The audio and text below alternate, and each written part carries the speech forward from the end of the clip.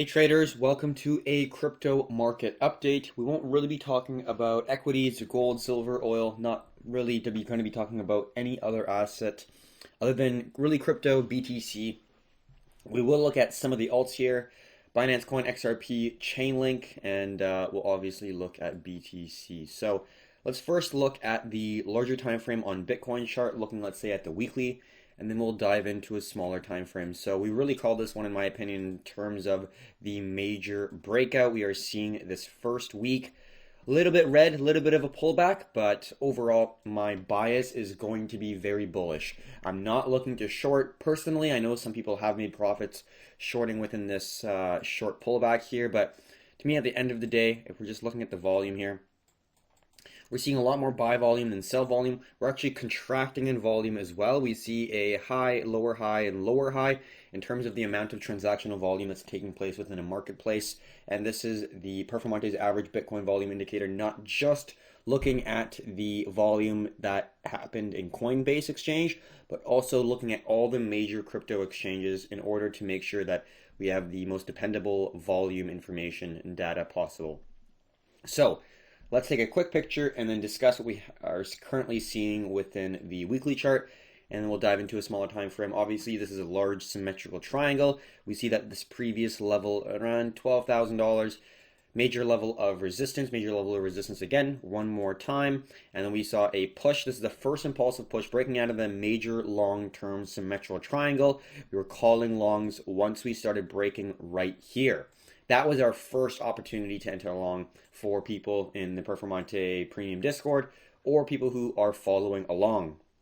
And then we had a strong push to the upside, breaking this major level of resistance. Now we're in a potentially very bullish situation. Now there is a possibility of having a pullback to validate this previous high right here and then continuing to the upside. But if that is the case, we might have a losing trade if it fails to go down here. And then we'll be looking for like descending zones, descending triangles, wedges, whatever we're looking for in order to get a possible entry kind of down here. And then we get our next move to the upside. So that's going to be the large term time frame. Let's look at a smaller term because we do see a potential ascending trend line that's kind of creating an ascending triangle formation. We'll take a look, but just wanted to have a really good understanding of where we currently are on the weekly chart because understanding large time frames really gives a lot of perspective. So we saw a strong impulsive push to the upside. We saw a series of higher highs and higher lows that was consolidating. We really didn't get much of a pullback. There was higher lows going through the entire consolidation here. And then we had a very strong impulsive push break out of that consolidation. And now that previous ascending resistance within this zone is now holding as a new level of support with a horizontal level of resistance at around 15.8, 15.9, just under the $16,000 resistance zone. So when we're looking on the 6-hour chart, we can see a nice little squeeze here, ascending wedge, melt to the upside. Didn't really get the ideal situation, which would have been a break, retest, and then a move to the upside. We just got a massive break once we broke the resistance zone. We did get a validation of this previous resistance already once. So what we're looking for is for the price to hold above this low. So we could see a higher low, but overall we're looking for the price to hold this ascending level of support, and then that's going to be a ascending triangle. That's going to be the resistance, and then we see the higher lows right here, and it's potentially going to look something like this, but we're looking for that break of around $16,000 after we've had more of a validation of this ascending level of support. So in terms of what potentially could be happening is a ascending zone holding for a level of support, creating a ascending triangle formation. Once we break above that 15.8K zone for Bitcoin, we're going to get another strong impulsive push to break above the supply area, creating a shift in supply and demand. The shorts are going to get really, I don't know why you're shorting right now, but in my opinion, the shorts are going to get taken out, liquidated. They're going to get their stop losses hit. They're going to get out of the trade, which means they have to buy back whatever they borrowed. And then the people that are long, the people that are bullish, that want to purchase this asset are going to be excited because that's a recent high that it broke. Not an all-time high, but really we haven't seen these highs if we're looking at the weekly chart since 2017 and I guess 2018. That peak in end of 2017, start of 2018 was the last time we hit these prices. So, in my opinion, why would you be looking to short? We're really only looking for longs. We're mainly looking for swing trades, position trades, and right now, if you haven't entered already, it's looking like a pretty good opportunity above 16K in my personal opinion. So now that we talked about BTC, we can take a step back and look at some different tools that we like to use in order to understand the overall cryptocurrency market and BTC market. So the first thing we're going to look at is the Bitcoin dominance. We can see series of lower highs from around 2017. Now, usually in a bull market for cryptocurrencies, the altcoins are going to take more of the market cap because they're more speculative. More traders, investors are going to be looking at these smaller alts because the price appreciation is going to be a lot more significant and a lot higher compared to something like Bitcoin. It's more speculative, which means it's more risky. There's a higher percent chance that it will go down and not really hold compared to what Bitcoin has done, but there are some alts out there that have outperformed Bitcoin throughout the years within the last handful of years, or at least a couple or a few. So, going back to the Bitcoin dominance chart, we see this descending zone right here creating a descending resistance zone. We do see this previous resistance right here turning into support a couple times. So around 60, I believe it's 60, around 59, 58 is going to be a solid level of support horizontally. And we already see a descending zone. So we're kind of going into a squeeze right now where you get a descending zone and a horizontal zone. The price is either going to break to the upside and Bitcoin's going to continue to take dominance and more market share, or the alts are really going to start picking up the ground and we're going to see things like Ethereum, XRP, Chainlink, BNB really start to move to the upside. But right now, we're really not seeing that many alts continue to the upside or even gain that much momentum. So we're going to keep our eyes mainly focused on Bitcoin. Now, if it does actually break to the upside and we break this zone where it's going to go something like this, that's where we would really want to be looking at Bitcoin for another opportunity, because a lot of people are expecting alts to absolutely fly. And at a certain point, investors within the cryptocurrency market are going to basically give up on whatever alt they are looking at and switch to USDT or some other stablecoin or Bitcoin. So at the end of the day, I think that Bitcoin is going to be the asset that a lot of people are going to be looking at until the tide starts shifting. Now, what would indicate a tide starts shifting? Even if we break this horizontal zone, because we're already seeing this low, this lower low, and this lower low, I connected them creating a series of lower lows. So I want to see this descending zone as well as a horizontal zone break. So if we get something like this, I don't want to assume that alts are going to absolutely fly. If we start melting to the downside like that, then we could assume that alts are starting to really fly. We see it aggressively pushes to the downside. We don't want to see nice consolidations because that could create consolidation for another move to the upside, because that is still channeling, and this is still an overall bullish market when we're looking on the weekly chart, because this was a recent high. Yes, we are seeing a small series of lower lows and lower highs right now, but if you're looking at it kind of zoomed out, this could just be a wind up, a consolidation for the next impulsive push to the upside. So something to keep an eye on. It's kind of getting to a point where it's going to have to decide which way it's going to go, which means it's going to be a really good opportunity to take action, pick a side, and really kind of honestly just place your bets. Do you think that alts are really going to fly, or do you think Bitcoin's going to take more of the market share? As of right now, it does look like BTC is going to take more of the market share, so I'm positioning myself for that opportunity to arise. But if alts change, if we see this chart alter and move to the downside, that's going to make me have to change the current actions I'm taking, maybe get some more exposure in some of the alts that we may be looking at today. So that's going to be my view of the Bitcoin dominance chart. Definitely a good thing to keep an eye on. Not really going to get into the total 2, which is the altcoin market cap. Really hasn't done much. This is the weekly chart. And then we're going to be quickly looking at some of the alts here that we like to look at. So let's first start off with, let's do XRP, because a lot of people are definitely interested in XRP. Okay, so when we really zoom out to, let's say even the weekly here, this major level we still have not broken. This is around 30 cents. We see a major move to the upside. holding that previous level of resistance, a pullback, still holding the higher low. So we're now in a nice squeeze. In my opinion, I think the next potential move is going to be to the upside, just because later on I think alts will fly, but I don't think it's going to be as quick as Bitcoin. I think Bitcoin's going to move first and then alts will follow later on. So in terms of the weekly chart, we haven't really broken this 30 cent range, so I'd like to see that before we get any opportunities to look for longs. But this is a nice, very well structured bottoming, where you see this 30 cent range being the kind of cap or the roof of the consolidation, and then we see a series of lower lows, hold, and then a higher low, and then a series of higher lows. You get that nice, well-rounded bottom, and you're looking for that strong break, that initial structure crack of the resistance there, and then you're looking for that nice higher high and that higher low, testing that previous resistance as a new level of support, and that's where you're looking for your wedges, your channels, your triangles, whatever you're looking for price action before the next impulsive push to the upside. So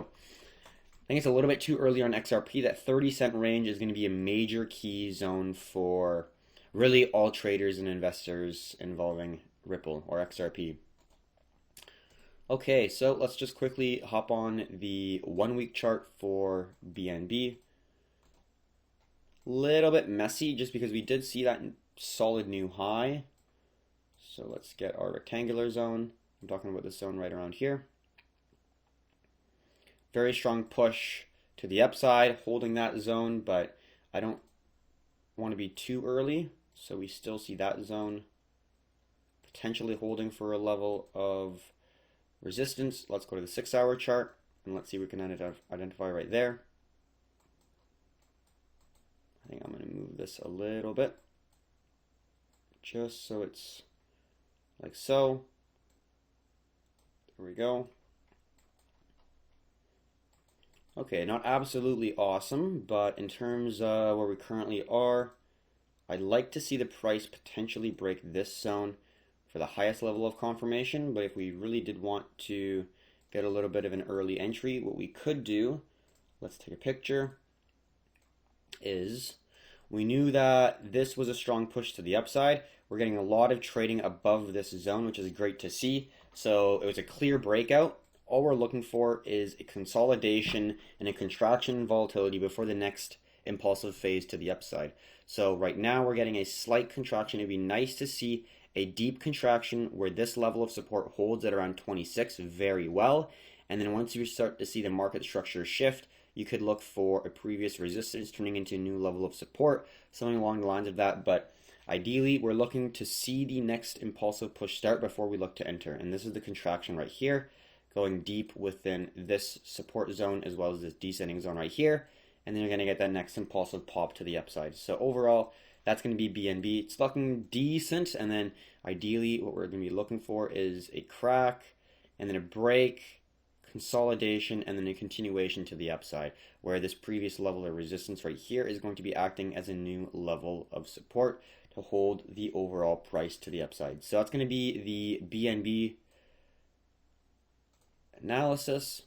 I think it's a little less ideal. Like I said before, I do want to see Bitcoin start to move up before looking at the alts, and I do want to see Bitcoin dominance change from looking more bullish for BTC to looking a little bit more bullish for the alts. So we don't want to be too quick to jump to a conclusion that alts are going to fly. The primary asset that we're looking at within the cryptocurrency market is going to be Bitcoin. That's something that we want to convey to everyone watching, really, is yes, alts are great for speculation and trading and looking for alternate price action patterns, but at the end of the day, we really should be looking at BTC.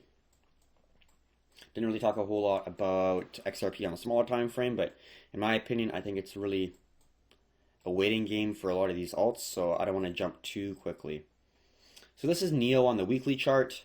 We see that this level of resistance around $16 did hold initially very well, but we do see a sell-off that now broke below that level of support. Not ideal to see. It would have been really good to see this level of support hold right around there.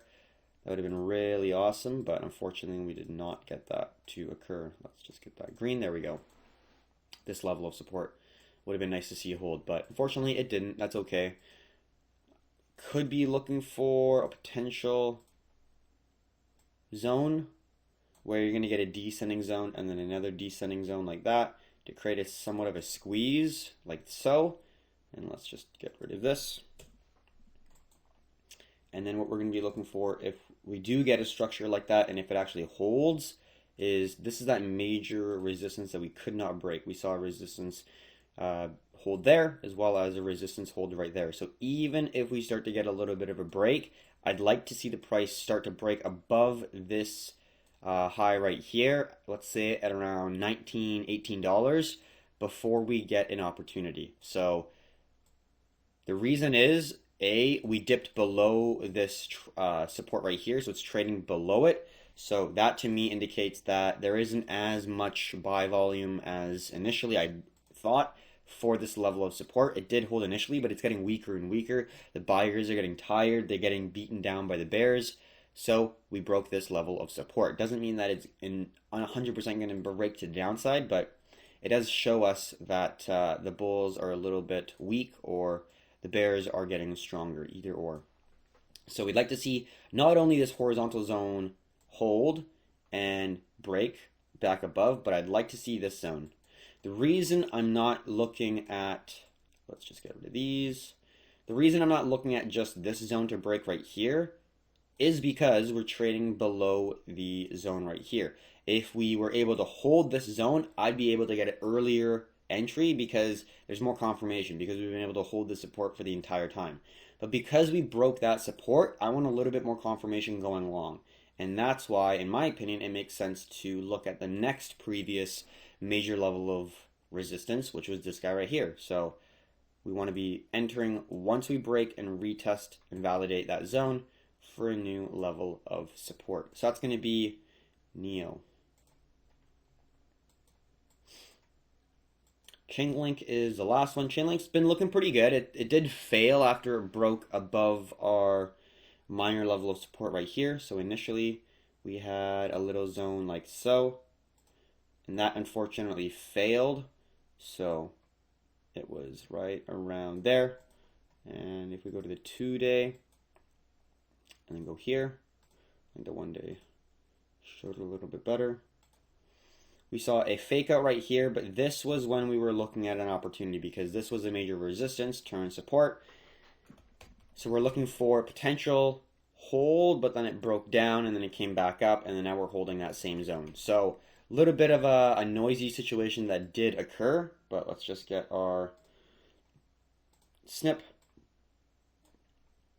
We still see this high, this lower high, this lower high.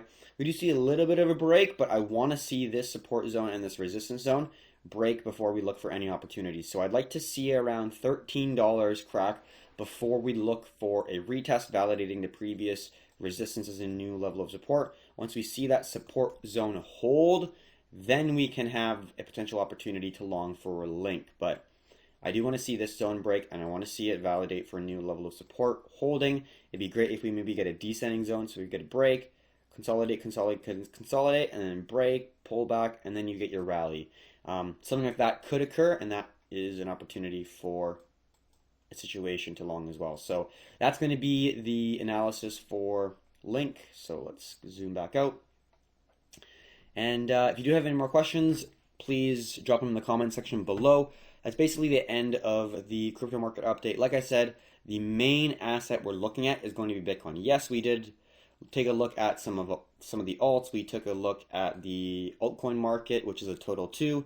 So cryptocurrency market excluding Bitcoin. But at the end of the day, we want to be mainly focusing on Bitcoin because the Bitcoin dominance, it looks like, is moving to the upside. So alts are losing market cap, Bitcoin's gaining market cap. You want to be in the thing that is gaining market cap, right? It just makes sense. Also, Bitcoin's been doing way better than basically every single alt. So we want to carry the momentum, right? We don't want to pick the exact top or the exact bottom. We're momentum traders. We like to trade with the trend, right? So overall, that is what we're looking for. We're looking for Bitcoin to continue to the upside.